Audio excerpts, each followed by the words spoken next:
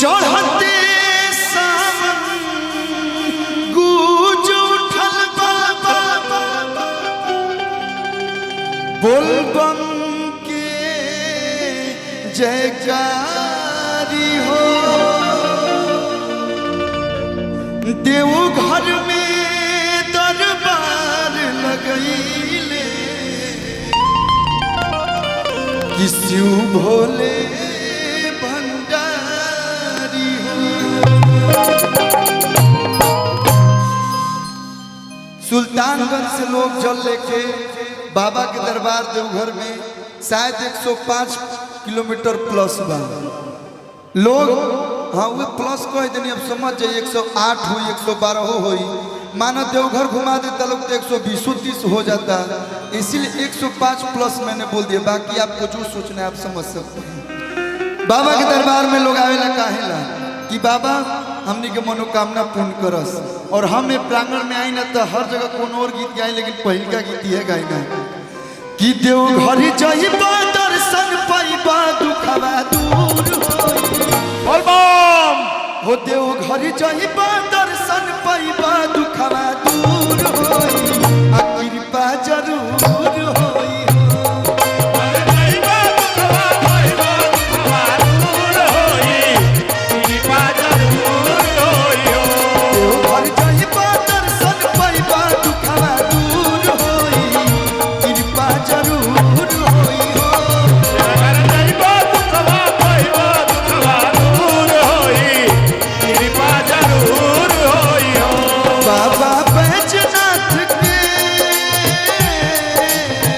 जय हो बाबा बैजनाथ के भक्ति जब मंजूर होई। आज हम सुबह उठनी काजू भैया सही बताओ तनी लोग के फोन आइल हमारा मुंह से आवाज ना निकलत रहा कि हम थैंक यू भी बोली, लेकिन देखी बाबा की कृपा माइक आई बाबा ने आवाज खोल दिया। देखिए यही भगवान है कि बाबा बैजनाथ के भक्ति जब मंजूर होई, कृपा जरूर होई। बैजनाथ के कृपा जब मंजूर होई, कृपा जरूर होई हो। देवघर जाइबा दर्शन पाइबा दुखवा दूर होई, कृपा जरूर होई हो। देवघर जाइबा दुखवा पाइबा दुखवा दूर होई, कृपा जरूर होई हो।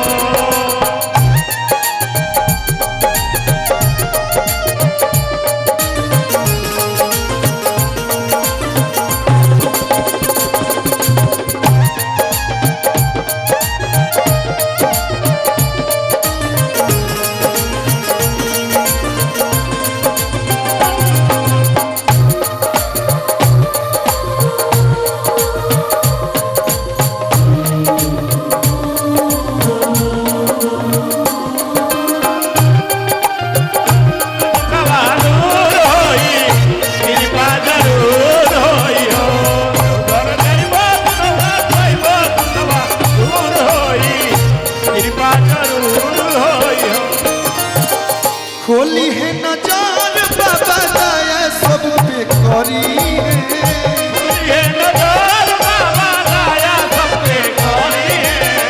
सब कमरिया चल चढ़ाई गोड़वा धरी है, सब कमरिया चल चढ़ाई गोड़वा धरी है।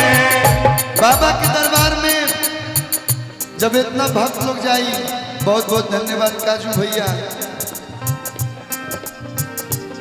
कैसे कैसे निकल गया समझ रहे हैं, ये मेरे में ही टैलेंट है। Thank you. बाप रे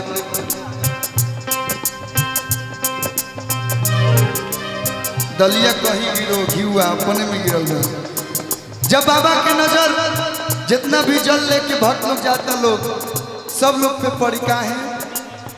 खोली है नजर बाबा दया सब पे करी है, खोली है नजार बाबा दया सब पे करी है।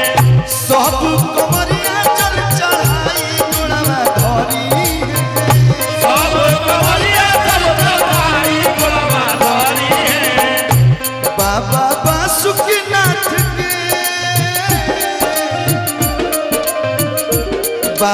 बासुकीनाथ के भक्ति जब मंजूर होई आ कृपा जरूर होई हो। पाइबा दर्शन पाइबा दुखवा दूर होई कृपा जरूर होई देवघर जाइबा दुखवा पाइबा दुखवा दूर होई कृपा जरूर होई हो। देवघर जाइबा दर्शन पाइबा दुखवा दूर होई कृपा जरूर होई देवघर जाइबा दर्शन पाइबा दुखवा दूर होई कृपा जरूर होई हो। देवघर जाइबा दर्शन पाइबा दुखवा दूर होई कृपा जरूर होई बाबा बैजनाथ के भक्ति जब मंजूर होई कृपा जरूर होई हो। बैजनाथ के कृपा जब मंजूर होई कृपा जरूर होई हो। प्रेम से बोली बाबा बैजनाथ की बोल बम। जितना कंवरिया भक्त लोग एजा लौकत तानी लोग हमके दिखत तानी लोग उ आवाज नहीं आवत